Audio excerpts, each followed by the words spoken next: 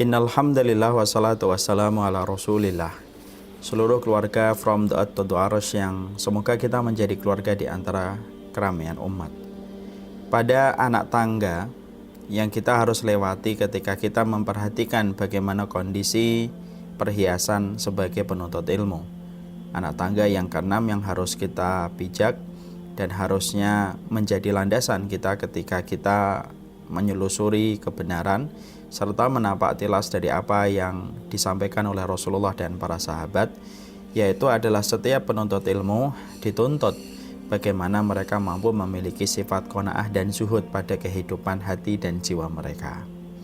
Arti dari zuhud itu adalah mampu meninggalkan perkara-perkara haram dan perkara syubhat, karena sejatinya ilmu merupakan cahaya. Perkara haram dan perkara syubhat itu yang memadamkan cahaya itu. Tidak akan sampai seseorang pada derajat ilmu dengan kefahaman yang sangat dalam kecuali dia harus mengosongkan jiwanya dan mengosongkan hatinya dari perkara yang syubhat dan perkara yang haram. Karena apabila seseorang manusia telah terisi hatinya dan jiwanya pada sesuatu yang syubhat dan sesuatu yang haram, maka ilmu tidak mampu menempati pada ruang yang sudah terisi dengan sesuatu yang haram dan syubhat.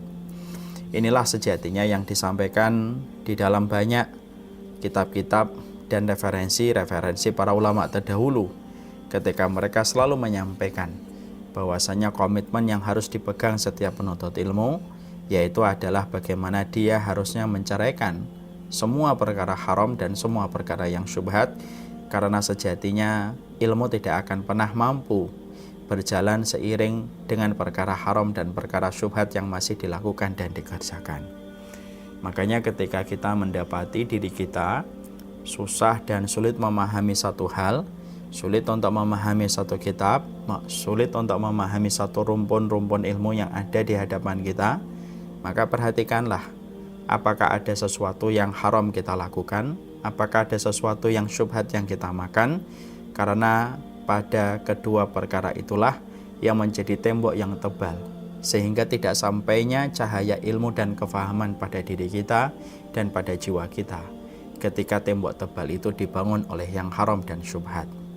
Inilah yang menjadikan seseorang ketika mereka terus menyusuri jalan kebenaran, bagaimana dia harus membersihkan jalan itu dari perkara syubhat dan perkara yang haram.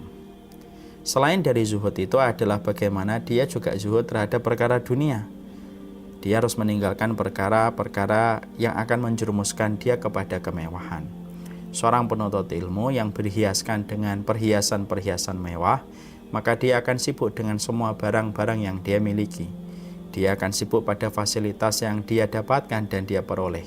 Semua barang-barang itu akan menyita perhatiannya, akan menggeser semua konsentrasinya, karena sejatinya kemewahan itu mengurangi keberkahan pada setiap ilmu yang didapatkan, karena sesungguhnya ilmu itu tidak akan didapatkan dengan mudah sampai kita meninggalkan sifat bermalas-malasan, dan terkadang sifat malas itu datang disertai dengan fasilitas yang lebih pada kehidupan kita. Makanya salah satu di antara guru besar yaitu Syekh Muhammad Amin Asy-Syinkiti merupakan orang yang zuhud terhadap dunia, sehingga beliau Muhammad Amin Asy-Syinkiti pernah bertutur kepada penulis buku, saya ini datang dari Syingkit membawa harta karun yang jarang dimiliki oleh orang lain, yaitu adalah qanaah. Andaikan saya datang dari Syingkit ke sini hanya untuk mendapatkan jawaban, untuk mendapatkan jabatan, mudah bagi saya untuk mendapatkannya. Tapi aku tidak ingin mengutamakan dunia melebihi akhiratku, dan aku tidak ingin mendapatkan dunia dari ilmu yang aku pelajari dengan sulit. Dan inilah yang menjadikan kita memahami betapa pentingnya bagi para penuntut ilmu, mereka senantiasa menapak pada satu sifat, bagaimana dia zuhud ketika dia berkomitmen untuk meninggalkan yang haram dan syubhat, sebagaimana dia berkomitmen untuk hidup sederhana di tengah berbagai macam fasilitas-fasilitas yang berlimpah yang ada di sekitarnya, karena ilmu sejatinya tidak akan didapatkan kecuali bersungguh-sungguh dan meninggalkan sifat malas, dan kemalasan itu biasanya beriringan dengan berbagai macam kemewahan dan fasilitas yang berlebih pada kehidupan kita.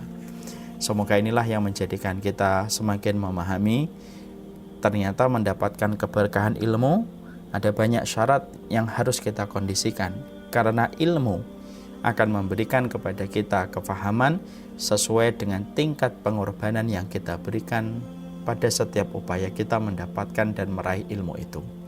Wassallallahu ala nabiyyina Muhammad walhamdulillahi rabbil alamin.